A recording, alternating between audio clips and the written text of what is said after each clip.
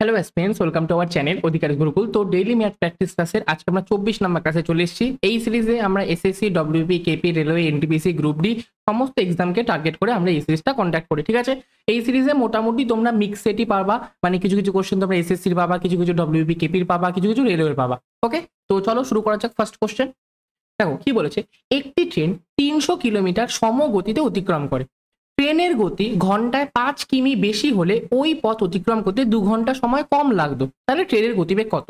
দেখো এরকম কোশ্চেন আমাদের সব থেকে ভালো হয় হচ্ছে কি আমাদের অপশন টেস্ট করলে। ঠিক আছে, দেখো আমাকে ট্রেনের অ্যাকচুয়াল গতিবেগ বলেছে, তাহলে অ্যাকচুয়াল গতিবেগে যতক্ষণ সময় লাগছে যদি আমি 5 কিলোমিটার গতি বাড়িয়ে দিই তাহলে আমার 2 ঘন্টা কম সময় লাগছে। ঠিক আছে, আমরা প্রথম অপশনটাকেই নিচ্ছি। যদি 300 কিলোমিটার 30 কিলোমিটার পার ঘন্টায় যায় তাহলে আমার 10 ঘন্টা লাগবে। তার মানে যখন 5 কিলোমিটার পার ঘন্টা গতিবেগ বাড়াবো তখন আমার 8 ঘন্টা লাগার কথা। 30-এর থেকে যদি আমি 35 গতিবেগ করি, 35 কিলোমিটার পার ঘন্টা যদি 300 কিলোমিটার যায় তাহলে আমাদের 8 অ্যান্সার আসছে না। ওকে, তাহলে প্রথম অপশনটা বাদ চলে গেল। ঠিক আছে, মুছে দিই।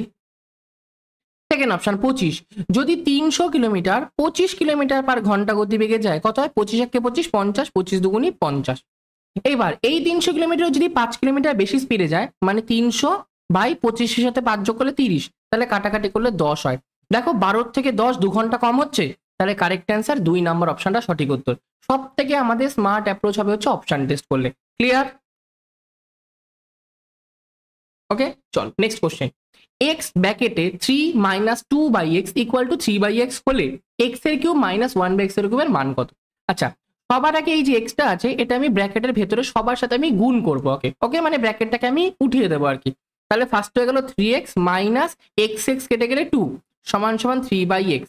3 বাই এক্সটাকে বাদ গিয়ে নিয়ে আসলে 3x মাইনাস 3 বাই এক্স, আর 2টাকে ডান দিকে নিলাম 2। 3 যদি কমন নিই তাহলে এক্স মাইনাস 1 বাই এক্স সমান সমান 2।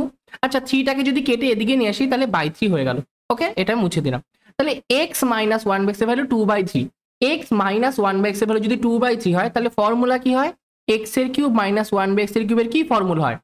এক্স মাইনাস 1 বাই এক্স এর হোল কিউব প্লাস আমাদের 3ab ব্র্যাকেটে a মাইনাস b, এটাই আমাদের হয়। এখান দিয়ে করলে এর ভ্যালু 2 বাই 3 আছে, তার whole cube plus x x cancel হয়ে গেল 3 into x minus 1 by x এর ভ্যালু এই মাত্র দেখলে 2 বাই 3, তাহলে 3 3 ক্যান্সেল হয়ে গেল।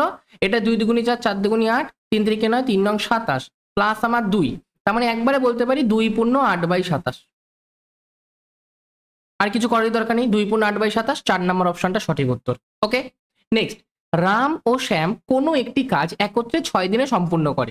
রাম একা কাজ করলে 18 দিন সময় লাগতো, তাহলে শ্যাম একাকী কাজ কত দিনে সম্পূর্ণ করবে, বা শ্যাম একাকী কাজটা সম্পূর্ণ করে কত দিনে? ওকে, রাম আর শ্যাম যখন যুক্ত হয়ে যায় তখন কাজটা 6 দিনে হয়। রাম একা কাজটা 18 দিনে করে। টোটাল ওয়ার্ক 6 আর 18 লসাগু 18, তাহলে এটা 3 6 18, 18 1 18। রামের এফিসিয়েন্সি 1 ইউনিট আর রাম আর শ্যামের মিলিত এফিসিয়েন্সি 3 ইউনিট। ওকে, রাম আর শ্যামের মিলিত এফিসিয়েন্সি 3 ইউনিট। এখান থেকে রামের এফিসিয়েন্সিটাকে মাইনাস করলে শ্যামের এফিসিয়েন্সি পেয়ে যাবো, যেটা কত? 3 - 1 2। তার মানে শ্যাম দুটো কাজ একদিনে করে, তাহলে 18টা কাজ কত দিনে করবে? 18 বাই 2 দিনে, মানে 9 দিনে। কারেক্ট অ্যান্সার 2 নাম্বার অপশনটা সঠিক উত্তর। 18 বাই 2টা আমরা বাদ দিয়ে লিখি, 18 বাই 2 সমান সমান 9। ওকে, এটার আরেকটা অ্যাপ্রোচ হয়, দুজনের দিন সংখ্যার গুণফল ডিভাইডেড তাদের ডিফারেন্স একবারে বেরিয়ে যায়। তাহলে কত? 6 ইন্টু 18 বাই 12, 6 দিয়ে 6 দুগুণি 12, 2 দিয়ে 9 দুগুণি 18, একবারে 9 অ্যান্সার বেরিয়ে যায় যদি এইভাবে করো। X y by x minus y, যেটা ফর্মুলা। ওকে, চল নেক্সট কোশ্চেন। বীর তার মাসিক আয়ের 15% বাড়ি ভাড়া এবং বাকি আয়ের 60% গৃহস্থলীর ব্যয়ে ব্যয় করে। ওকে, যদি তিনি 2210 টাকা সঞ্চয় করে তাহলে তার মাসিক আয় কত? ওকে, ফার্স্ট আমি কি ধরে নেবো? তার মাসিক আয় 100 ইউনিট টাকা। এর মধ্যে 15% মানে 15 ইউনিট টাকা কি বাড়ি ভাড়ার মধ্যে খরচা করছে, রেন্টে খরচা করছে, বাড়ি ভাড়াতে। বাকি আমার 85 ইউনিট টাকা পড়ে থাকে, এটা বাকি আয়। বাকি আয়ের 60%, বাকি আয়ের 60% কত? 85-র যদি আমি 60% করি তাহলে কত হয়? 20 দিয়ে 3, 20 দিয়ে 5, 5 দিয়ে 5 17 85, 3 17 কত? 51। 51 ইউনিট টাকা সেই গৃহস্থলীর কাছে ব্যয় করছে। আচ্ছা, 85-র মধ্যে যদি 51 টাকা ব্যয় করা হয়ে যায় তাহলে বাকি আমার কত পড়ে থাকে? 50 আর 30-এ 80, 34-এ 85, 34 ইউনিট টাকা বাকি পড়ে থাকে। এটাই তো তার সেভিংস। আর কোশ্চেনে বলেছে 2210 টাকা সেভিংস করে, তাহলে এই যে 34 ইউনিট এর ভ্যালু 2210 টাকা, তাহলে 1 ইউনিটের ভ্যালু কত? 2210 বাই আমার 34, কাটাকাটি যদি করি 17 দুগুণি 34, 17 একে 17, 51, 3 17 51, 130, 2 দিয়ে কাটলে 6 দুগুণি 12, 10, 5 দুগুণি 10, 65। একের ভ্যালু যদি 65 হয় তাহলে 100 ভ্যালু কত হবে? 6500 টাকা। আর 100 টাকা আমি তার মাসিক আয় ধরেছিলাম, তাহলে কারেক্ট অ্যান্সার 3 নাম্বার অপশনটা কারেক্ট অ্যান্সার। ওকে, চলো নেক্সট। 10% ক্ষতিতে এক ব্যক্তি একটি জমি বিক্রি করে 4,50,000 টাকা পান। 15% লাভে যদি বিক্রি করতেন তবে জমিটির বিক্রয় মূল্য কত হতো? ওকে, ভালো কোশ্চেন। চলো দেখো, 4,50,000 টাকা যে, সেটা মূল জমির কত পার্সেন্টের ভ্যালু? 10% ক্ষতিতে বিক্রি করেছে। যদি 100%-এর আমার জমিটার দাম হয় তাহলে 10% ক্ষতি মানে কি 90%-এ বিক্রি করেছে, তাহলে এটা 90%-এর ভ্যালু। আমাকে বের করতে হবে 15% লাভ। 15% লাভ কি? 100%-এর জিনিসকে 15% লাভ মানে 115%-এ বিক্রি করব, তাহলে ইন্টু 115%, তাহলে এটা আমাদের কি ফাইনাল বিক্রয় মূল্য পেয়ে গেলাম। পার্সেন্টেজ ক্যান্সেল হয়ে যায়, 0 0 9 দিয়ে কাটলে 5 নং 45 মানে 5000। 5000কে 115 দিয়ে গুণ করলে 0 0 0, 5 5 25, 2, 5 একে 5 6 7, 5 একে 5, 5,75,000 টাকা, মানে 4 নাম্বার অপশনটা কারেক্ট অ্যান্সার। ওকে, চলো নেক্সট। একটা জিনিস আছে, এটাকে সরলীকৃত আকারে লিখতে বলেছে, মানে সব থেকে ছোট ফর্মে লিখতে বলেছে। আচ্ছা, এটা আমি একবার লিখে নিচ্ছি। a⁴, b⁴, c⁴, ডিভাইডেড আছে a⁹, b⁵, c⁴। a⁴ দিয়ে a⁹ কাটলে a স্কোয়ার পড়ে থাকে, b⁵ দিয়ে b⁵ কাটলে b কিউব পড়ে থাকে, c⁴ দিয়ে c⁴ কাটলে c⁴ কত 3 পড়ে থাকে। তাহলে পড়ে থাকছে কি? a এর স্কোয়ার নিচে আছে, ওপরে গেলে a⁻² ইন্টু b এর কিউব আছে ইন্টু c এর কিউব আছে। এটা কত নম্বর অপশন আছে? এটা 3 নম্বর অপশন আছে, a⁻², b এর কিউব, c এর কিউব, তাহলে 3 নম্বর অপশনটা সঠিক উত্তর। ওকে, নেক্সট। 28, 60, 120 আর 135 এর লসাগু নির্ণয় করো। ঠিক আছে, কোশ্চেনটা দেখে মনে হচ্ছে তোমাদের সোজা, আসলেই কোশ্চেনটা সোজা, তোমাকে লসাগু বের করার দরকারই নেই। আগে তুমি এমন একটা দেখো, আগে বেসিক একটা জিনিস কনসেপ্ট বলছি। লসাগু কাকে বলে? সব কটা সংখ্যা সব থেকে ছোট যেই সংখ্যাকে ভাগ করতে পারে সেটা লসাগু। মানে এমন একটা সংখ্যা হতে হবে, এমন একটা সব থেকে ছোট সংখ্যা হতে হবে যেটা 28 দ্বারাও বিভাজ্য, 60 দ্বারাও বিভাজ্য, 120 দ্বারাও বিভাজ্য, 135 দ্বারাও বিভাজ্য, সেটা আমাদের লসাগু হবে। এবার আমাদের কথা যেটা আসে, 120 অথবা 60 এই সংখ্যাগুলো এমন সংখ্যাকে ভাগ করবে যার লাস্টে 0 থাকতে হবে। কারণ 120 আছে, 120 যাকেই মানে 120-এর মাল্টিপল হবে লসাগু, বা 60-এর মাল্টিপল হবে। এবার 60কে তুমি যা ইচ্ছে দিয়ে গুণ করো না কেন, ইউনিট ডিজিট তো তোমাদের 0ই হবে। এবার ইউনিট ডিজিট শুধু 2 নম্বর অপশনে 0 আছে, প্রথমে 6 আছে হবে না, 8 আছে হবে না, 9 আছে হবে না। তুমি লাস্টে 6 থাকলে সেই সংখ্যা 60 দ্বারা ভাগ যায় না, 10 দ্বারাই ভাগ যায় না, 60 তো দূরের কথা 10 দ্বারা ভাগ যায় না। লাস্টে 3 নম্বর অপশনে 8 আছে, 8ও 10 দ্বারা ভাগ যায় না, লাস্টে 4 নম্বরে 9 আছে, 9ও 10 দ্বারা ভাগ যায় না, তাহলে সবকটা বাদ চলে গেল, 2 নম্বর অপশনটা সঠিক উত্তর। এটা তোমাদের এসএসসির প্রিভিয়াস ইয়ারের কোশ্চেন। ঠিক আছে, চলো নেক্সট। যদি 2 বছরে একই সুদের হারে সরল সুদ 42 টাকা এবং চক্রবৃদ্ধি সুদ 51 টাকা হয় তাহলে মূলধন কত টাকা? আচ্ছা, 2 বছরের ক্ষেত্রে বলেছে, 2 বছরের ক্ষেত্রে ধরো আমি এক্স টাকা ইনভেস্ট করেছি, কিছু একটা রেট অফ পার্সেন্ট আমি জানি না, আর পার্সেন্টে ইনভেস্ট করেছি। ওকে, ইনভেস্ট করার পরে 42 টাকা কি 2 বছরে পাচ্ছে। 2 বছরে যদি সরল সুদ 42 টাকা পায় তাহলে ওর অর্ধেক করি, প্রথম বছর পাবে 21 টাকা, পরের বছর পাবে 21 টাকা, তাই তো? 21 আর 21 যোগ করলে 42 হয়, তাহলে এক বছর পাবে 21 টাকা, পরের বছর পাবে 21 টাকা। কিন্তু চক্রবৃদ্ধি সুদে 51 টাকা আছে, তাহলে চক্রবৃদ্ধি সুদে সরল সুদের থেকে কত টাকা বেশি পেয়েছে? মাইনাস করি 42, 42 আর 9, 9 10 11, 9 টাকা আমার বেশি পেয়েছে। এই 9 টাকাটা কোথা থেকে আসলো? প্রথম বছর যে ইন্টারেস্ট পেয়েছে 21 টাকা, তার উপর আবার 8% অ্যাপ্লাই হয়ে দ্বিতীয় বছরে আমি এই 9 টাকাটা পাই, তাই তো? কম্পাউন্ড ইন্টারেস্টের ক্ষেত্রে কি হয়, যেটা আমাদের প্রথমে প্রিন্সিপাল ছিল তার মধ্যে একটা ইন্টারেস্ট পেয়েছি, দ্বিতীয় বছর প্রিন্সিপালের উপর তো ইন্টারেস্ট পাচ্ছি, প্রথম বছরে ইন্টারেস্টের উপর ইন্টারেস্ট পাই, তাহলে 21 টাকার উপরে ইন্টারেস্ট পেয়ে আমি 8 টাকা পেয়েছি। তাহলে ঠিক আছে, তাহলে এবার আর এর ভ্যালু বের করবো।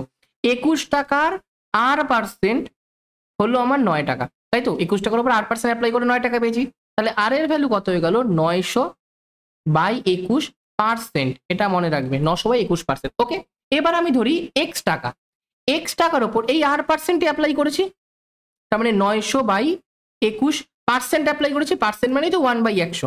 এটা অ্যাপ্লাই করার ফলে আমি 21 টাকা পেয়েছি। কোন 21 টাকা? এই 21টা এক বছরে পেয়েছি। কাটাকাটি করি, 0 0 0 0, 3 3 9, 3 7 21, 3 দিয়ে করলে 3 7 21, তাহলে x সমান সমান বাঁ দিকে নিচে 7 ছিল, ওটা ডান দিকে গেলে গুণ হয়ে যাবে, 7 7 49 টাকা। তার মানে আমার টোটাল মূলধন ছিল 49 টাকা। 2 নাম্বার অপশনটা correct answer. Okay next 2 3 4 6 x 4 5 সঠিকভাবে 9 দ্বারা বিভাজ্য করার জন্য x এর ন্যূনতম কোন মান নির্ধারণ করা উচিত।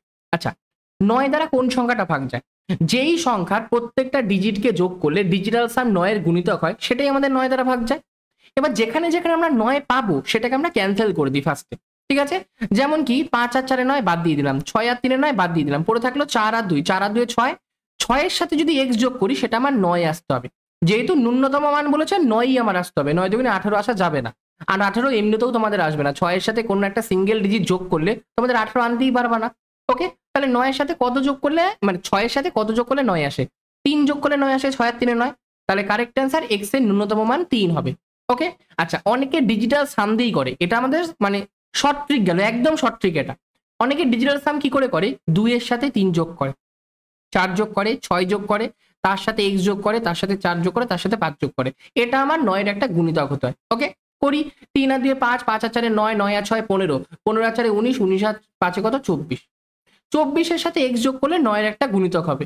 আচ্ছা 24 এর থেকে বড় 9 এর গুণিতক কি আছে, 3 9 27, 27 আমার 9 এর গুণিতক, তাহলে 24 এর সাথে কত যোগ করলে 27 হয়, 3 যোগ করলে 27 হয়, তাহলে কারেক্ট অ্যান্সার 3। ঠিক আছে, কিন্তু অত যোগ না করার জন্য যেখানে যেখানে আমরা 9 পাবো সেটাকে আমরা ক্যান্সেল করে দেবো।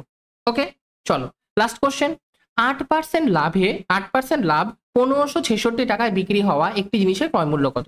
মানে কোনো একটা জিনিসকে যদি আমি 1566 টাকায় বিক্রি করি তাহলে আমার 8% লাভ হচ্ছে, তাহলে জিনিসটার কস্ট প্রাইস কত টাকা। ওকে জিনিসটার কস্ট প্রাইস যদি x টাকা হয় তাহলে লাভ করছে 8%, মানে বিক্রি করেছে 108%-এ, এটার ভ্যালু আমার 1566 টাকা। তাহলে এক্স এর ভ্যালু কত, 1566 ইন্টু আমার 100 বাই আমার 108, কত দিয়ে করব, 9 দিয়ে করি, 9 1 9 18, 9 দুগুণে 18, 9 দিয়ে করি, 9 1 9 66, 5 নং 35, 6 নং 54, 7 নং 63, 7 নং 63 36, 4 নং 36। এবার কত দিয়ে করব, 6 দিয়ে করি, 6 দুগুণে 12, 6 দিয়ে করলে 6 দুগুণে 12, 12-র পরে কত আসে 54, 6 নং কত 54, 2 দিয়ে করলে এটা 50, তাহলে উপরে 29 গুণ আমার 50 আসবে। এটা কত 0, 5 নং 45, 4, 5 দুগুণে 10 আর 4 14, বা একবারও করতে পারো 30 গুণ 50 বিয়োগ 50, তাহলে 3 5 15, 150 থেকে 50 মাইনাস করলে আমাদের 1450 আসে, যেটা তোমাদের সুবিধা লাগবে। তাহলে 1450 মানে 3 নাম্বার অপশনটা কারেক্ট অ্যান্সার, তাহলে জিনিসটার ক্রয় মূল্য হবে 1450 টাকা। ওকে যদি কেউ একদম বেসিক থেকে অঙ্ক শিখতে চাও বা মোটামুটি তোমরা শিখেছো কিন্তু পুরোপুরি তোমরা অঙ্কের পুরো সিলেবাস তোমরা এক জায়গা থেকে কমপ্লিট করতে চাও, তো তাদের জন্য আমরা যোদ্ধা ফাউন্ডেশন ব্যাচ লঞ্চ করেছি। ব্যাচের প্রাইস 299, একদম তোমরা ফাউন্ডেশন ব্যাচ হিসাবে তোমরা বলতে পারো একদম মিনিমাম প্রাইসের মধ্যে আমরা ব্যাচটাকে কন্ডাক্ট করছি। ঠিক আছে, এখানে তোমাদের বেসিক থেকে শুরু করে মানে বেসিক্যালি নাম্বার সিস্টেম থেকে শুরু করে পার্সেন্টেজ, প্রফিট লস, লসগু গসাগু, রেশিও প্রপোর্শন, সব কিছু একদম বেসিক থেকে শুরু করে অ্যাডভান্সের ট্রিগোনোমেট্রি, মেনসুরেশন, জিওমেট্রি, অ্যালজেব্রা, সমস্ত কিছু, সমস্ত ম্যাথের চ্যাপ্টার তোমাদের এই ব্যাচে তোমাদের কমপ্লিট করানো হবে। যেরকম তোমাদের কনসেপ্ট ক্লাস তোমরা লাইভ অ্যাটেন্ড করতে পারবা, মানে লাইভ কনসেপ্ট ক্লাস হবে, কোনো ডাউট হলে তোমরা সঙ্গে সঙ্গে ক্লিয়ার করতে পারবা। এছাড়াও তোমাদের এর মধ্যে এসএসসি, পিএসসি, রেলের সমস্ত এক্সাম রিলেটেড তোমাদের প্র্যাকটিস ক্লাসও করানো হবে। ঠিক আছে, ওটা রেগুলার বেসিস, উইকলি বেসিসে আর কি তোমাদের প্র্যাকটিসও হবে, আবার তোমাদের পরীক্ষার আগেও তোমাদের ভালো মতো তোমাদের প্র্যাকটিস করানো হবে। প্র্যাকটিস পিডিএফ, ক্লাস নোট সবকিছু ক্লাস শেষ হওয়ার বা প্র্যাকটিস ক্লাস শেষ হওয়ার পরেই তোমরা পেয়ে যাবা। এখান থেকে ফ্রিতে তোমরা মক টেস্ট, সেকশনাল টেস্ট সব কিছু তোমরা এখান থেকে দিতে পারবা। ওকে এক্সাম ওরিয়েন্টেড অ্যাপ্রোচ, ফার্স্ট পয়েন্টটা আমি কেন রেখেছি, এটা এক্সাম ওরিয়েন্টেড অ্যাপ্রোচ মানে কি, কোন অ্যাপ্রোচে করলে আমাদের এক্সামে কম টাইম লাগবে সেই অ্যাপ্রোচও তোমাদের এখান থেকে শেখানো হবে। বেসিক্যালি দেখো একটা অঙ্ক তোমাদের অনেকভাবে করা যায়, কিন্তু অনেকভাবে করলেই তো হবে না, কোনভাবে করলে আমাদের কোন অঙ্ক কোনভাবে করলে সব থেকে কম টাইম লাগবে সেটা আমাদের দেখতে হবে। অ্যাকুরেসির সাথে সাথে স্পিড আমাদের যেন ম্যান্ডেটরি, সেরকম টাইম লিমিটও ম্যান্ডেটরি, মানে টাইমের মধ্যে আমাদের শেষ করতে হবে। তো সেরকম ভাবে অ্যাপ্রোচ তোমাদের এই ব্যাচ থেকে শেখানো হবে। এই ব্যাচটা তোমরা যদি নাও তোমাদের এসএসসির পুরো সিলেবাস কমপ্লিট হয়ে যাবে। পিএসসির তোমরা যে কোনো পরীক্ষা দাও, এসএসসি গ্রুপ সি ডি হয়ে যাক, তোমাদের তারপরে ক্লার্কশিপ হয়ে যাক, মিসলেনিয়াস হয়ে যাক, ডব্লিউবিসিএস হয়ে যাক, যে কোনো পিএসসির আন্ডারে যে পরীক্ষা হয় সেটা তোমরা যাই দাও সমস্ত ক্লিয়ার হয়ে যাবে। রেলের এনটিপিসি বলো, এনটিপিসি হোক, গ্রুপ ডি হোক, এএলপি হোক, টেকনিশিয়ান হোক, যে কোনো রেলের এক্সামের সমস্ত ম্যাথ তোমাদের এই ব্যাচ থেকে করানো হবে। তো যদি কেউ ব্যাচটাকে নিতে চাও তাহলে এই যে নিচে কন্ট্যাক্ট নাম্বার আছে 7384643318, এই নাম্বারে আমার সাথে যোগাযোগ করতে পারো। ওকে কোনো রকম ডাউট থাকলে আমাকে ওখানে তুমি মেনশন করে জানাতে পারো। ওকে তো থ্যাংক ইউ আজকের জন্য। ক্লাসটা ভালো লাগলে অবশ্যই লাইক করে চ্যানেলটাকে সাবস্ক্রাইব করে দিও। ঠিক আছে, জয় শ্রীকৃষ্ণ, জয় শ্রীরাম।